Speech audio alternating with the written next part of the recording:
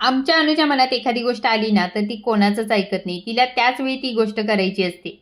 मी डी-मार्टमधून 2 pizza base आणले होते. दुसऱ्या दिवशी करायचा असा विचार होता, पण मॅडमला ते त्याच दिवशी करायचं होतं. तिचं म्हणणं असं होतं, "मी स्कूलला गेल्यानंतर तू तो पिझ्झा बनवशील, तर तो तू बनवायचा नाही, मलाच बनवायचा आहे." असं तिचं चालू होतं. तिने त्याच वेळी किचनमध्ये नेऊन मला भाज्या कट करून द्यायला सांगितल्या. त्याच्यानंतर पिझ्झा डेकोरेशनचं काम मात्र तिने स्वतः हातात घेतलं. इथे पिझ्झा डेकोरेशन करून दिलं मला. मी तव्यावरती पिझ्झा शेकायला ठेवल्यानंतर दुसरा बेससुद्धा तिने व्यवस्थित मला इथे तयार करून दिला. आधीमध्ये चीज खायचं काम मॅडमचं चालू होतं. तिला चीज भरपूर आवडतं. एक पिझ्झा बेस तयार झाल्यानंतर मी बाजूला काढून घेतला. वास घेऊनच हिच्या तोंडाला पाणी सुटलं होतं. कधी एकदा पिझ्झा खाऊ झालं होतं. त्याच्यावरती पिझ्झा सीझनिंग टाकून हिने बाहेर नेलं, पप्पांना दिला, स्वतः घेतला. आधी स्वतः कधी खाऊ झालं होतं. दुसऱ्या पिझ्झा बेसच्या मात्र भाज्या बघा कशा बाजूला काढून ठेवल्यात मॅडमने.